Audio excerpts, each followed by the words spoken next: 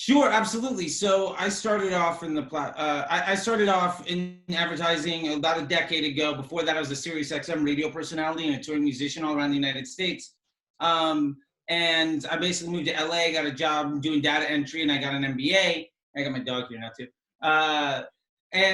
So it's in that time I've worked my way up from data entry, the lowest level, to being. It took me a couple of years, but I ended up being supervisor of a major international conglomerate ad agency where I was managing $1 million a day DR and branding spends on a regular basis, and ultimately worked from there to different Facebook marketing partners and some other people, eventually got to the point where I was managing half a dozen brands across half a dozen platforms, spending $50,000 to $1 million a day for different business objectives up and down. And then ultimately, when you and I met, where I was working, I brought that brand from maybe $5,000 or $10,000 a day to $30,000 to $50,000 a day, and while increasing efficiency while doing it. And we had been designated a Facebook disruptor, which basically means that Facebook has this internal team of the top 100, 130 advertisers, and I was basically the lead guy on that. It was funny, at the event that you were talking about, there's like who's spending 10,000 a month, who's spending whatever, and then it was like, who's spending 100,000? I was like, me, and there's like, how much you guys spending a month? Well, we do roughly 1 to 2 million a month, and it was like, it was really interesting. And then my boss dropped his Tesla keys into the ice bucket, and it was awkward. And it was funny too. Like, I've been inside of Facebook groups helping people out for years, and so I knew Tim Bird and the Cat Howells and Nick Shackfords of the world from that. And when I walked in, there was a guy in my group behind me and a guy in my group in front of me. So like when I walked in, I was already, people were asking like, are you speaking on this thing? Are you gonna be doing that? I'm like, oh no, I'm just here to whatever. And so that was great. And also going to traffic and conversion summits and all these other big things. It's great to see those people. And so now what happened is, once I got into the Facebook disruptor ecosystem with the top 100 or 30 or so advertisers, half of those people end up being customers of mine in big, international brands. I don't want to like drop names because it's not important. But huge budgets, huge brands, people that are basically, what we ended up doing was, it's the branch of internal advertisers on Facebook that work with the product team and the auction team and the customer service and everybody. So we're testing out individual things. So like when CBO came out, we were getting $100,000 a month, $1 million a month, testing coupons from Facebook to define the best practices. So a lot of times when I would see people trying to teach, like, what's going well, what is the best practice, what isn't, and I was seeing that it was actually based on a bunch of mistakes and work that I had done 6 and 9 months earlier. And so it was really great to kind of just be recognized as that. And I think for me, the most exciting thing is knowing that it's what Facebook does better than anybody else is generate intent and use this big machine learning, and being on the very bleeding edge where I knew friends in the messenger team, in the product team, in the auction team, like, the guy that does all of the teaching for the North America when they go onto the Facebook Blueprint coursework. The guy that does all the voiceover, Sheedy, he's like wishing me congratulations when I got engaged. Like, these are all now my friends, right? And so being somebody that was challenging all of those people and teaching them was really great. And I think that one of the lessons I learned early on was everybody listens to the reps. If you're better than the rep, you're better than 80% of the people. So my thing was just get to the point where I'm teaching the reps, and then I'm better than everybody. And I was a rough employee at the time because I was always breaking the rules to try to test things. Mm-hmm. But I learned now that I've been in the biz and supervisor and a director level for a long time, I understand like where the value comes from those. And ultimately what ended up happening, I found, was that the way that I was solving problems was just was different than the way that everybody else was doing it, because I wasn't responding to lessons that were 9 months or 2 years old, because I had already gotten them, because I had already worked on the case study to beat that. So I've always found myself ahead of the curve on everything that was happening. Yeah, absolutely. I mean, and we can get into this big, huge deep dive, but I think it's really built around account simplicity and really working on identifying what your number one most important business objective is, and then solving for that in a really systematic testing way, and centralizing as much spend and as much data as you can into a centralized location. Because Facebook, what it does better than anybody else is their machine learning is better than anybody else at creating intent. And what they need is content from you to keep people clicking. And the reward that you get for people's attention is rewards by them spending your money. So I think that what I have to say is the number one thing that I think that I do differently than other people is I don't try to cheat the system. I try to empower the system to do all the work for me, because I can manage 6-figure a month ad budgets on like less than 90 minutes a day, a few days a week. And I'm accomplishing way more than people that are spending 8 hours a day beating their head into the wall, chasing their tail. I've seen the results in business, and also understanding that when you're an advertiser, you're not just trying to get the best results out of the system, but how it understands in the overall business context. I've seen people that try to scale their business by launching 20 different products. And I've seen people succeed by having 3 and just having good customer service. I understand like what the impacts of like why a 10x ROAS might be terrible is because like maybe your cost of goods, you're not accounting in, you know, any of these other facets. And like maybe you're doing phenomenal on a video view campaign, but really that's just because it's driving the email thing and you're getting credit for everybody else's work. But at a business objective, that's not actually producing anything, you're just creating waste. So like if you can understand how Facebook can be incremental to the business and then hyperbolically blow that thing up to as big as it can be, then you're providing the most value. And if you're providing the most value, you're going to get more and more ad dollars. When you get more and more ad dollars, you can make more and more mistakes, which means you're going to get better and better and better. Learn from them. Yeah, absolutely. And I think part of the reason that I was able to do that, and one of the reasons why I think that I got this great leapfrog forward, was being the guy that managed not only the Facebook, but the Pinterest, the Snapchat, the Google, the, you know, every platform all at once, and understanding that how they interplay, what the contribution to the bottom line that they all do, as well as also managing like an email team and the site development team and the ads team. And then also there was a point in time at an ad agency where my job was basically, when a client works with an ad agency, there's usually a few agencies that have different responsibilities. So my job was basically, okay, we're bringing Charley in so that he can steal 50% of the budget from everybody else. How do we basically undermine how do we prove that we're more valuable than everybody else so we can get a larger pool? And that way we can centralize our money, provide more value, and get bigger profit. So my job basically became, how do I steal money from other people so I can do a better job? Which basically meant, how can I show value in a more honest, direct, and efficient manner than other people? And when I was able to get really good at that, it became about prioritization and understanding the way business works together. And I think that no lesson was better than that for me, because ultimately, as an advertiser, you're talking to business owners and you need to drive business results. Yeah, so I think, well, first off, we can define what the Facebook feed really is. And I think there's a massive misconception. Every single Facebook post is actually a web page. Your Facebook feed is just navigating through web pages like search results in Google. So when you are seeing a Facebook feed, it's them trying to deliver you the most interesting content. And because Facebook's #1 commodity is attention. So they need people to stay on, and what works for them is what they call thumb stopping. The average user on their phone will scroll through the height of the Eiffel Tower on a daily basis. What can you do to stop them for 30 seconds? Right? And if you can do that, you're providing value to the platform by creating content that the user wants to see. So I think ultimately a lot of people look at, how do I sell the product the best? How do I do all this? And when you understand that really the Facebook auction that occurs when it's placing ads inside of the feed, and they used to call it the edge ring system, and they have some other name for it now. But really what they're doing is they're trying to show somebody the content they feel that person will be most likely to take an action on. When Facebook does the auction, it's the way that they calculate your actual bid, your cost per impression, is your budget and your estimated action rate.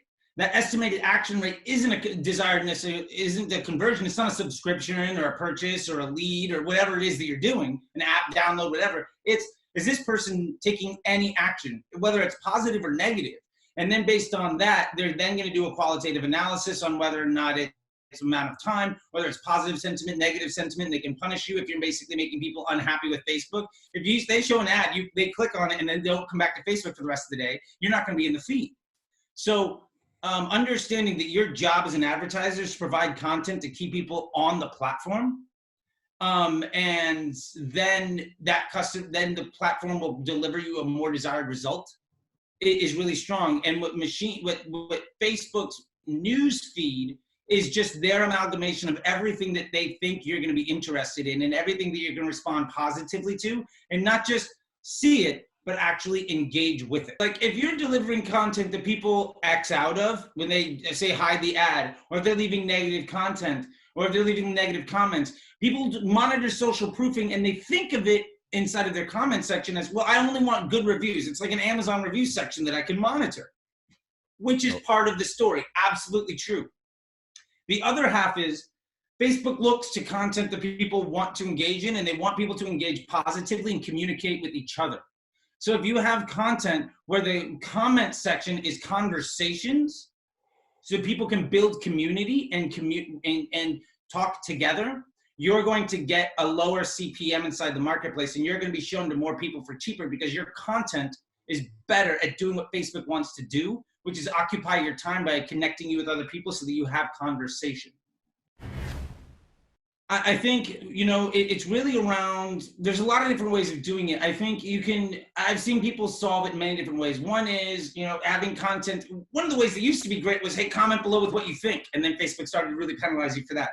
And then, you know, there used to be stuff where, let me put it this way. What works really well is when a brand doesn't always focus on selling. When a brand has content that isn't always about yourself. For instance, I've got a band. I'm a musician. There's one of my guitars. I can turn this thing around and there's 20 other on the wall. And then on like this case, and I'm obsessive. But one of the things that I do to get my band a lot of attention is we have over 50,000 followers on Instagram. We get millions of views on YouTube. It is for everyone so they can look you up. It's Dirty Cakes Band. Here, I'll find it on Instagram right now so I can just like hold it up to the thing. But one of the things that we do, here you go, Dirty Cakes Band. Nice. Make sure you Verified. Go check them. You got to come to the island. You got to play a punk show at the island. I'm excited. I'm down. But one of the things I think that that brands really miss is talking about the identity of the brand. Really big brands mean something to somebody. Most people think that they have a product and that means they have a business. If you have a product, that's not a business. That's you're selling an individual product. You're a guy on the street selling something, which you can make a shit ton of money selling product. That's fine. But if you have a business, it needs to have an identity so that somebody has an emotional connection to your product. And I think that that is a major thing that a lot of people miss is the emotional connection. You know, I always refer back to the golden circle. I don't know if you're familiar with it, but and there's a TED talk about it, and there's business about it. But when I was at this evil conglomerate ad agency, which I'll leave their name out of it, but their social lead, the guy that was in charge of everything on Facebook, he taught me this, and it's when people are selling computers, right? IBM says we have the fastest processor and the best this and the best that. All of our numbers are better than everybody else. You should buy our product. What Steve Jobs did with Apple was say, we have something fun that makes your life better, that's going to solve problems. And oh, by the way, it happens to be a computer. And we're going to sell it to you in a way that's really easy to use. They're not telling you that everything is great because it generally usually isn't.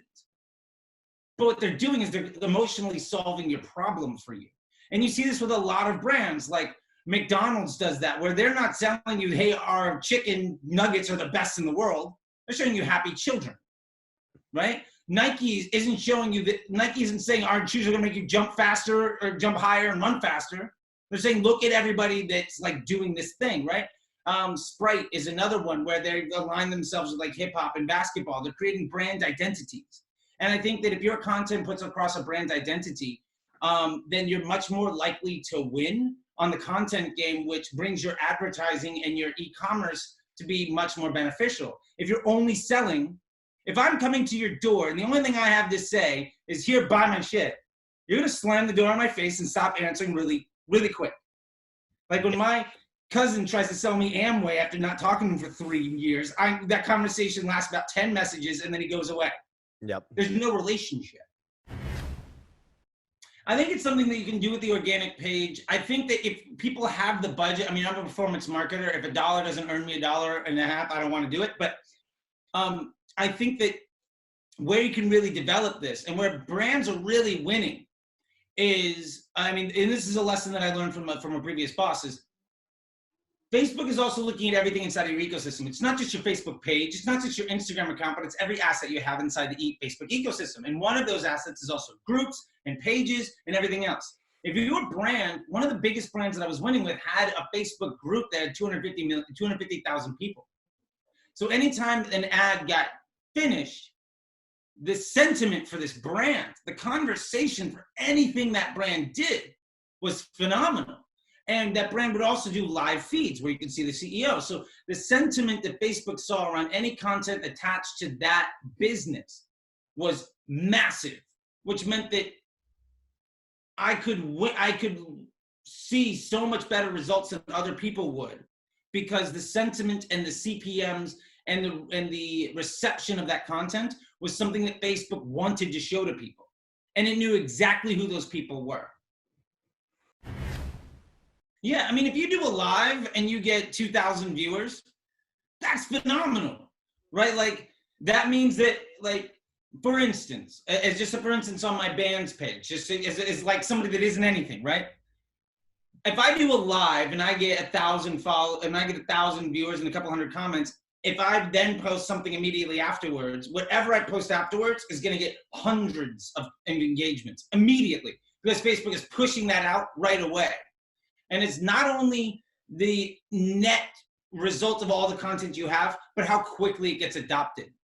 So when you go live, the engagements happen really fast. So if you have a regular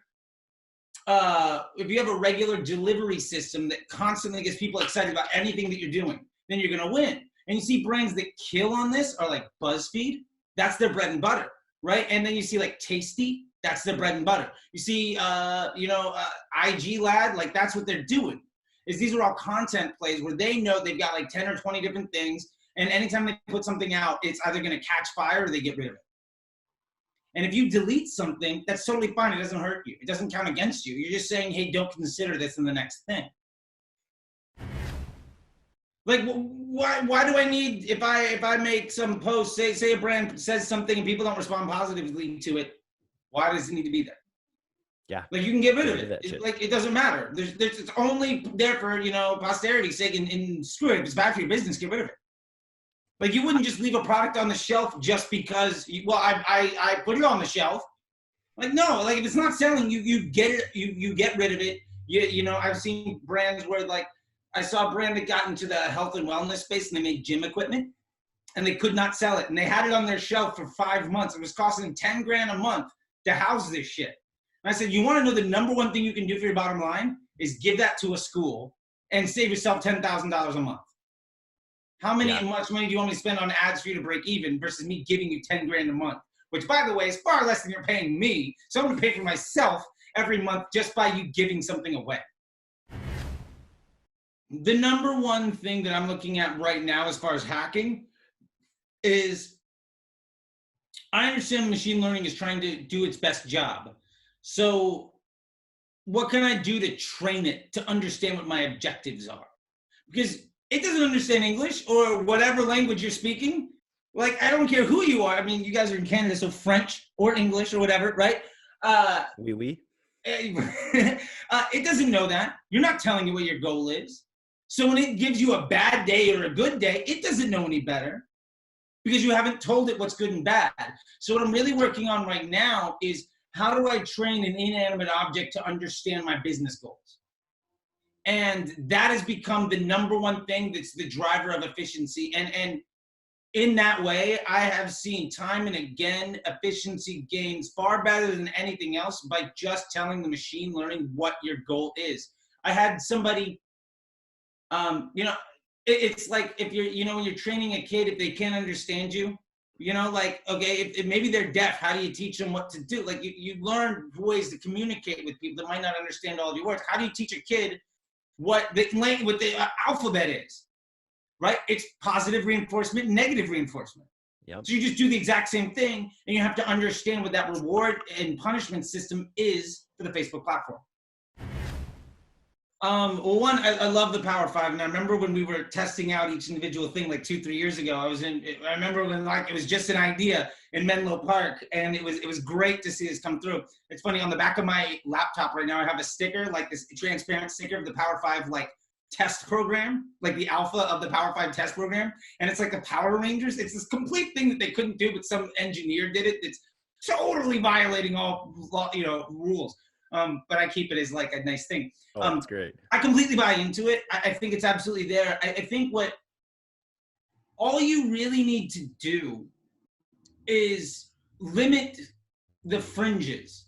So if you give guidelines, if you give safety nets to understanding what those goals are, and we can go into massive detail about some examples of what that looks like, but if you can go into that, I think then you can really start to train the system to understand what it is. And it's as simple, I mean, for what it's worth, you can let the kid eat anything out of the fridge, but if you see it eating a cookie, you slap its hand. You're not preventing it from eating anything. You're saying you can make all the choices you want, but if you pick up something out of that, I'm gonna slap you, right? Like I'm gonna slap your hand and you're gonna be in trouble, right? Not slapping children, you know what I'm saying? I could tell you're a parent. So like that small bit of understanding, right? And I think it's what I think people try to do is either outsmart the system or they try to make wholesale judgment calls. And what I find is much better is incremental small changes, small little moves with really big ideas can if you're doing testing, really big things, you can move mountains. And all you really need to do is just say, I need to be 1% better than yesterday. I mean, it's that whole like that Nissan or Toyota, that's their entire business model. 100% native. It's the free tool. It's the automated rules. It's the #1 most overlooked tool inside of Facebook. And I've actually talked to the automated rules team about telling them to make it more user-friendly. And they say, well, look, nobody uses it. We're super excited about it. We pushed it for like a year. Nobody got into it.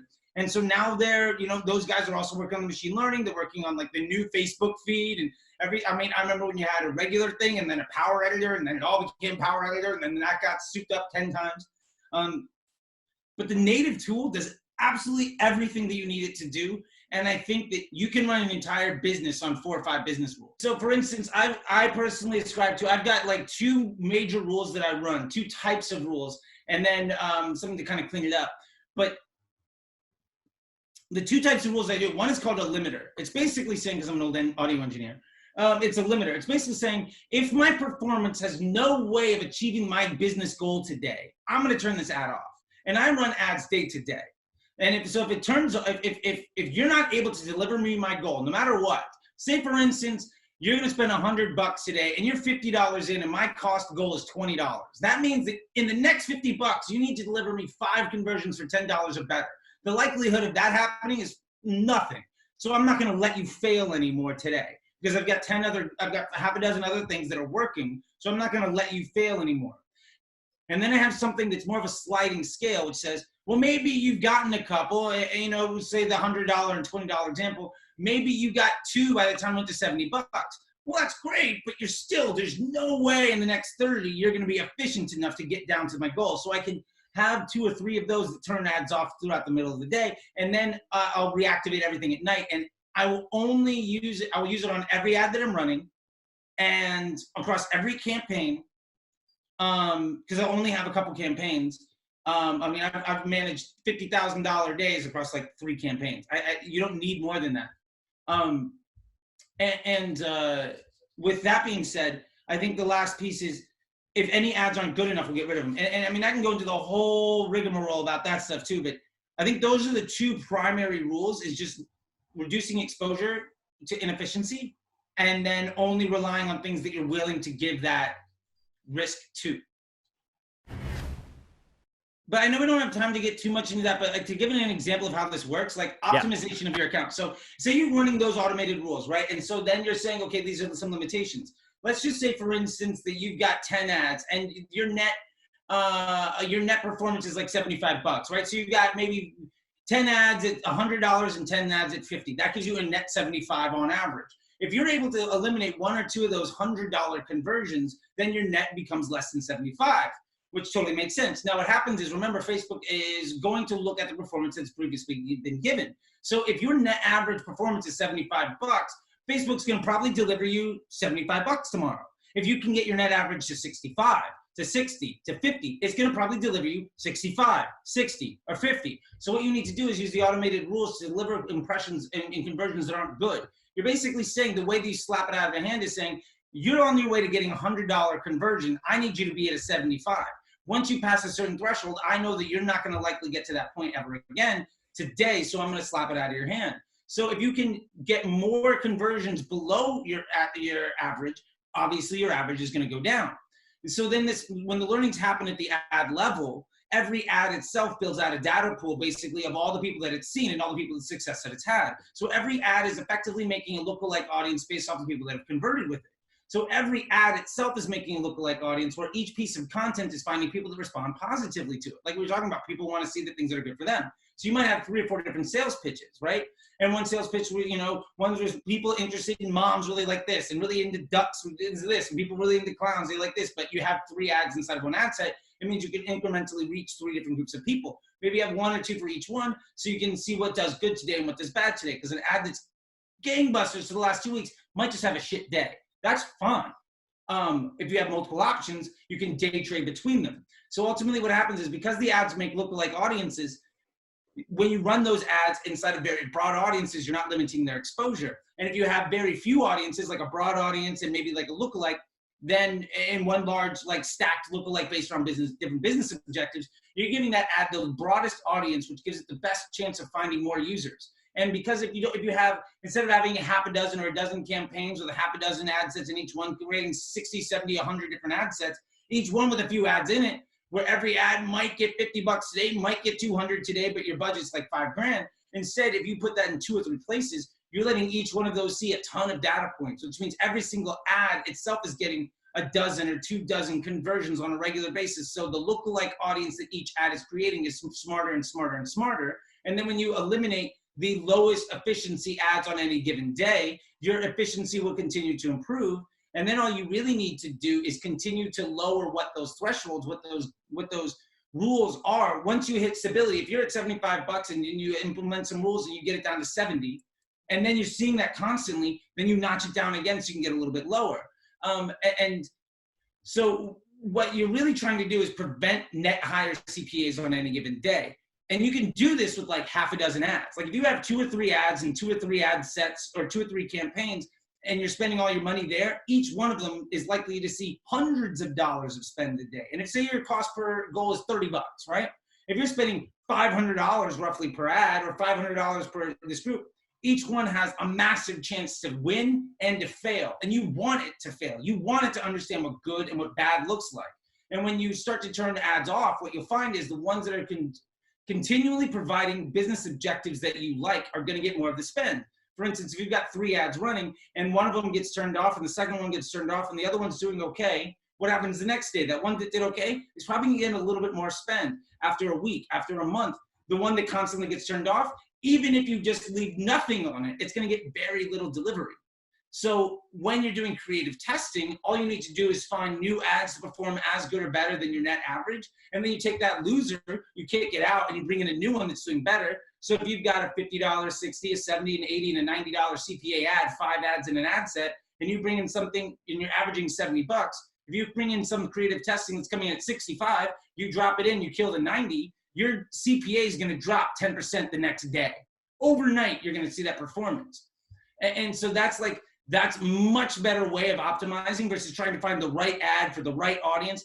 That theory worked 5 years ago before the machine learning was good. And that theory, like you were getting to before, really comes from a lot of the managers and a lot of the people that were really in charge of a lot of agencies came up in the Google world, where it's very, very much about CPC and defining the right ad. It was display advertising and everything else, where they're not really akin to Facebook's algorithm is seeing trillions of data points across billions of users 24 hours a day. It knows more than you. It's smarter than you. It's smarter than me. And hundreds of really, really smart people that are probably smarter than both of us are the ones building all that and are constantly updating it.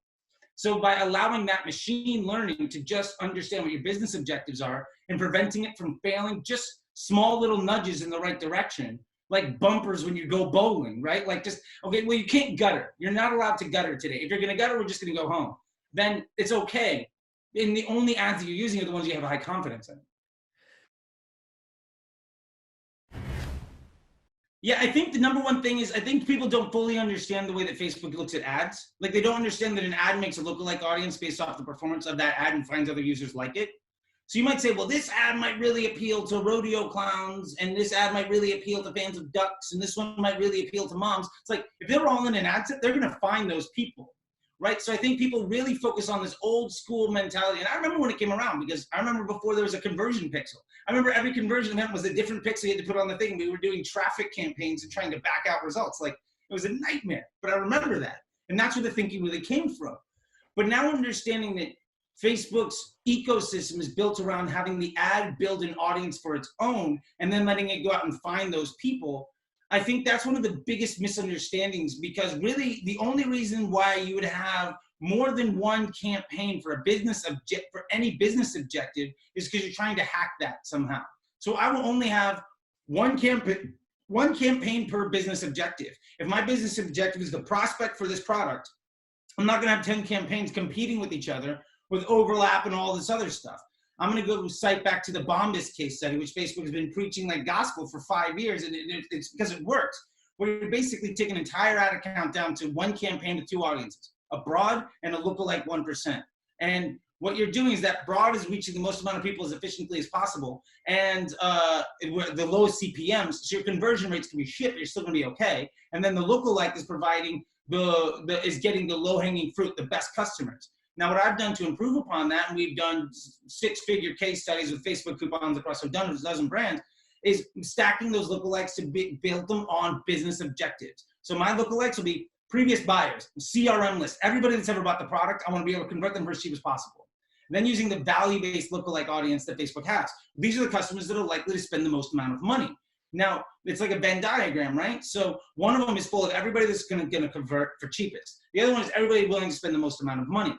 And then I'll do one more lookalike on the buyers that have converted since I did creative testing. Because if they like the people that have converted since I've done creative testing, and all my ads are the ones that are winners of creative testing, then they're the buyers that are most likely to respond to the creative that I'm already using. And what happens is those three circles all kind of overlap in some Venn diagram, and Facebook will target the overlap first. And what you really want, I see the biggest mistake is people say, well, our lookalikes are killing it today, or our interest groups are doing this, is that you're looking at it the wrong way, because it's not, is this lookalike doing well? It's this, is what is the overall blended customer acquisition cost for your entire platform when you're managing platform, part of funnel by platform by part of funnel by platform. So if your Facebook prospecting is working, then it's, yes, maybe your lookalike is more efficient than your broad, but when you spend up in broad, you can scale your account by 2x. But because the lookalike is more efficient, it's going to be spending less, but it drags your net CPA down. And so I think anything beyond that needs to have a business objective. And this is a good rule for 90% of people. There's always a reason why somebody's doing better than that by cheating that rule. And every business has a little, tweak to it. It's not a golden rule. I'm not trying to sit here and tell people this is the only way to do it and everything else is dumb. But the more audiences you use, the more diversified your spend is, the less intelligent you're letting Facebook be, the more mistakes you're going to have by sheer just lack of training, which means it's going to be longer and longer for you to get stable results. And if you don't have stable results, you can't use optimization techniques to become more efficient. And it's always more efficient to get 10%. It's always easier to get 10% more efficient than it is to maintain the efficiency and spend 10% more. Yeah, and if you're doing your creative testing against a broad audience and the only ads you're using are the ones that work at broad, and then your main audience, your entire campaign is built around targeting a broad audience, you from the very first day instituted a system that works for everybody. And if it works for everybody and it's stable and you can spend all of your money in one place, then you're going to be able to really focus on week over week, month over month improvements on efficiency or scale. Everything else is basically just, it is smart and it's busy work and it's obviously has value, but I see people working 4 or 5 hours a day banging their head against the wall to maintain efficiency. And my thing is, like, I can answer almost every business question that I'm needing to in less than 90 minutes a day. Like, if I have to spend more than 90 minutes a day on any Facebook account, it's because I'm diving into big thinking or I'm trying to come up with the next test, but I'm not actually in the platform for nearly that amount of time, because I'm just saying, ultimately what it comes down to is how's my creative testing doing? Do I have something that's better than my control ads? Yes or no? If yes, I drop it in, I get rid of my worst control ad. And then what is my business objective this week? Am I trying to be more efficient or am I trying to spend more money? Then it's a really simple thing. If I'm trying to be more efficient, great. What's my budget allocation between top of funnel and bottom of funnel? And that's one of the big things I see people make a mistake all the time is they're never spending enough money at the bottom of the funnel. They're like, well, my retargeting is doing well. And I'm like, great. Are you spending in full? Are you at a point now where you cannot spend any more money in retargeting and it's doing worse than prospecting?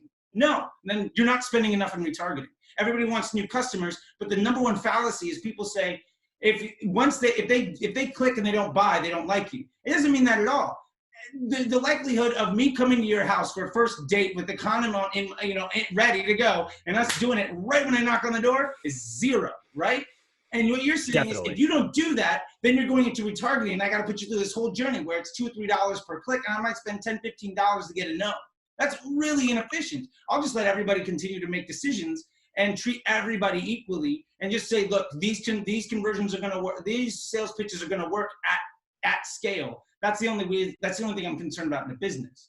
Unless you're a really niche product, and if you're a really micro budget product where you can't spend enough to drive 7 to 8 conversions a day per campaign and 50 conversions per week to get out of the learning phase, and that's a whole other strategy to go down.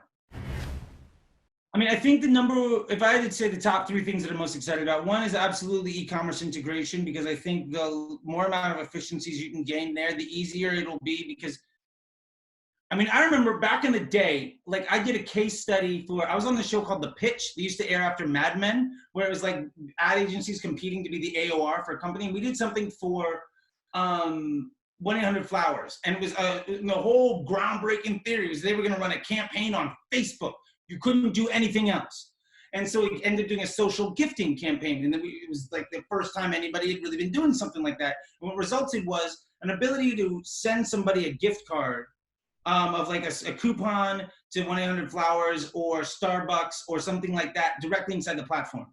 And it went away after about 6 months. And this was maybe 6 years ago.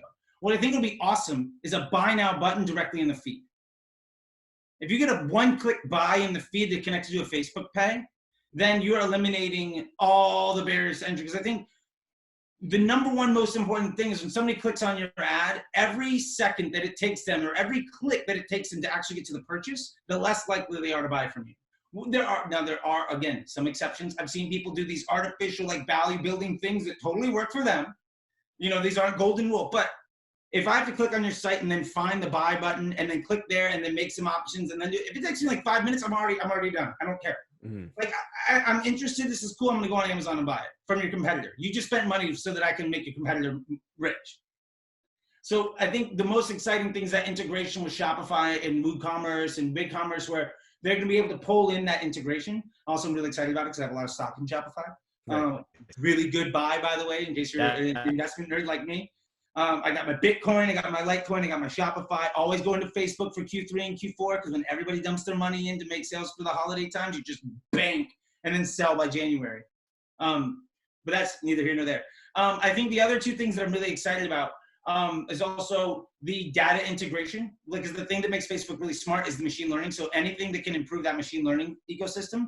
And then also the placement options. Like anywhere else that they can show ads. I'm a big believer in auto placement, auto bidding, auto targeting, like manual, I guess it's now lowest cost bidding. I think it's still auto placement, but like, all of those things and allowing Facebook to control those impressions on any platform for letting Facebook's ecosystem to do, basically cerebral hacking to understand what's going to make somebody convert and whatnot.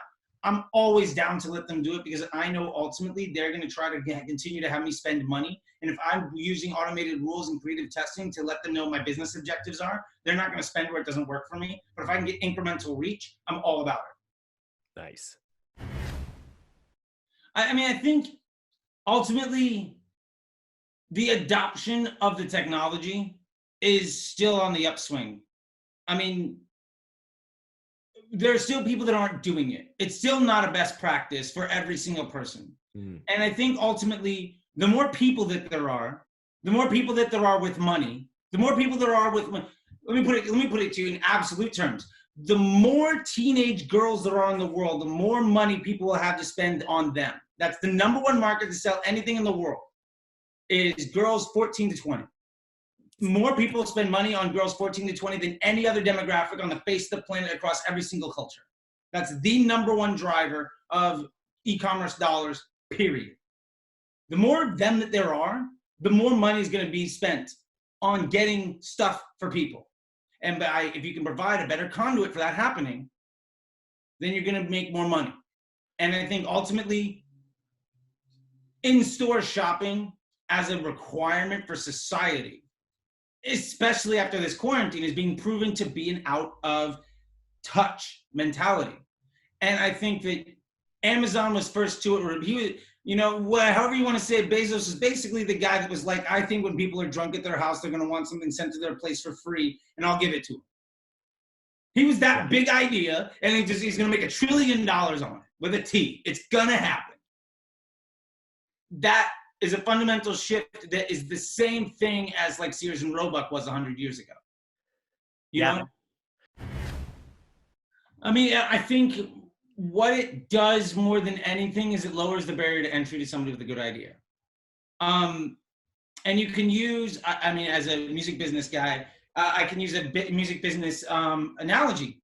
Napster destroyed the music industry because it exposed the level of corruption and overcharging and unnecessary infrastructure, right? Like it used to be in the 90s, if you got a song on MTV, MTV was the tastemaker for everybody, and you got millions and millions of people saw it. And basically, if you want to get a #1 album, the #1 way to do it was to get your song on the radio and to get it on MTV. And if you can do that, then you were fundamentally going to succeed.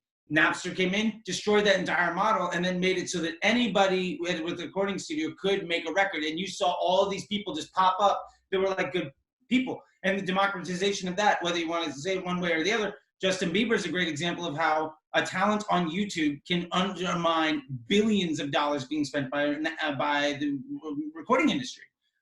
Say what you will about Justin Bieber, but he was a 13-year-old kid on YouTube. He was an 8-year-old kid on YouTube. From Puslinch, Ontario. Yeah, like that's what he did, right? And his success was also matched at a global level. It was scaled by Simon Cowell, which was basically doing the exact same thing, but making it a game show in every country in the world. And, you know, now he's got tight t-shirts and nice cars everywhere. But I think the democratization of that, basically allowing anybody with a good idea to succeed, is a phenomenal way that undermines the value of people. And now the problem is, I think ultimately the people seeing is the gateholders of that democratization are in this really awful place. We're seeing basically the same thing as like steel barons or oil barons, right? Like the same thing, you could call Amazon the same thing, or Facebook as like US Steel, or you know what I'm saying? Like, or any Middle Eastern country built on oil. Like you now have centralized the power to the people that provide that. And I think that's one of the things that's really exciting, but it also becomes really dangerous. And I think that ultimately what will happen is some sort of control being put on that locally in different markets, whatever. But I think right now, the people that are utilizing it are able to make the most of it. And obviously barriers will come in. I remember when Facebook was $2 CPMs, now it's 20, right? Like you could print money on Facebook. You could 10x every dollar that you spent. Now if you're getting 2, that's great. But I think that ultimately comes down to democratizing that. And what will ultimately win is the things that occur off platform that we talked about before, is the customer service and the brand identity. And you might be somebody that's really good at drop shipping stuff from AliExpress. And, you know, we all know those individuals that are making a lot of money doing it. But if you want to win long-term, it's building customer service. Like, do you call your customers? What is your return policy? Like all of these good business ethics, and good business will always win outright over bad business, not in good ideas, but well-executed business plans. And I think that what we're seeing is, you know, 20 years ago, for you to start a business where you would be shipping products directly to people's homes anywhere in the world was an idea that was an inconceivable business plan unless you had billions. Now, I've got some students inside of my Facebook group that, like, they're 16-year-old German kids that are paying for college. Yeah. So, like, that's it, you know? That's it. I think that's where we'll leave it today, Charlie. Okay, sounds good. Power to the children. Let's save the children. We got to save those kids. No, but I'm interested for the way what we've all just gone through, what we're all through here for the past 3 months will change the world. And you hit the nail on the head with, with a lot of the sort of like false structures will fall, whether it's in education, whether it's maybe government, whether it's in, police we're seeing or wherever. Yeah.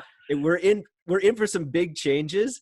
And I feel like where we're at, in advertising, with it being as accessible. I think it's a really interesting comparison to talk about steel barons versus steel barons never made it, maybe they did. Maybe they did make it easier, democratize, if they made steel available to everyone, I guess maybe they did railroads. Facilitate. So they built railroads. Yeah. They built cities, skyscrapers, railroads. They made population expansion a viable thing. It's true. You know what I'm saying? So oil barons, they allowed the Industrial Revolution to occur, right? At scale. And cars, right? Ford, yeah, he made a car, but what did he really do? Ford made a product that allowed the average customer, the average individual to define a lifestyle that went outside of what they could walk. Which right? Or like what your horse could do. So that's a fundamental shift in society at large. And so we're just doing the exact same thing. And for what it's worth, and I've had to come up with this to have peace of mind when I worked at companies or for products that I didn't necessarily totally believe in. Ultimately, if you're a really good Facebook advertiser or any digital e-com advertiser, what you're doing is you are figuring out a way to provide value to somebody and do the work for them. Where I do the best on Facebook, for instance, is when I'm finding somebody in need of a specific solution, and I'm finding the most efficient way of providing somebody in need of a solution with the solution to their problem. If you have a problem, my job is to find you and solve it with something that makes your life better. I'm selling aspiration 99% of the time. So you want your life to be better. If I can find you to make your life better and provide it for you, maybe buy 2 get 1 free plus free shipping, whatever else, and then mazel tov to me. But like, that's my ultimate job, is to use this platform to provide a higher quality, to provide aspiration to individuals that might not otherwise get it. Because the honest truth is there's plenty of things that you might want to get, but if there's not a store within walking distance, or now that we have cars, thanks to Ford, driving distance to you, and they haven't advertised to you that it exists, and you can actually buy it and price check it and understand that you're getting the thing exactly that you want, you're not going to have it. And so it makes a certain quality of life attainable to anyone. And if I try to think about it like that, then I can sleep at night, because sometimes I've gotten really hectic about certain things. I've sold everything under the sun, like dozens and dozens of brands. Spent, like I said, I used to spend $1 million for half a dozen brands. I've done everything. That goes out the door at that scale. Yeah, you have a moral quandary with the things occasionally, absolutely. But I just try to look at it more along the lines of, if I can, my job is to most efficiently provide that opportunity for somebody and do it in a way that creates enough profit margin for me to be able to do it for other people, to allow you achieving your aspiration to pay for my time so that I can achieve mine and then reach 2 other people. Right? Like, that's ultimately the goal. I love it. Leave it. If your group find out more, we already found out about your band. Do you take poems to your group? Anything you want to plug? Sure. Let me find the thing here real quick. And by the way, for my group, I do lives every Saturday at 10 a.m. I have a free group. I do ebooks. And here's the group, by the way. But Facebook ads, bots, sexy tips, e-com, Shopify. You got a lot of keywords. Yeah, there's some SEO. There's some SEO. But I started this a little over a year ago, and I'm at 12,000 people. I personally approve every single person. I personally approve every single post. I personally respond to every single question. And every week I do an hour-long class that's free. And in those classes, we address everybody's questions from the week. And I give a lesson and some homework. And there is an ebook. There is a Patreon if you want to help. And it absolutely does. But it's not a front end to some like course or whatever, because if you can't afford that, you can do any of the homework for any of the weeks and you can get any of the content you want for free. Amazing. So, Fantastic. because the thing for me, more than anything, is that exchange with everybody. That 16-year-old kid in Germany might have an idea where I don't have a good reason why his dumb idea is a bad one. And I have brought fundamental ground changing, like landscape changing concepts to advertisers that I've worked for because somebody had a dumb question I didn't have a good answer for. So I get so much out of it that I'm more than willing to give it all away just so that more people can provide me value. And also, if I'm answering questions for 12,000 people, nobody that I'm going to get on the phone with is going to have something new, which means I'm kicking ass all over the place. Well, hot damn, Charlie. I'm glad to be kicking ass alongside you. I want to thank all killer, no filler. I think this will be the first of a hopefully regular installment where we.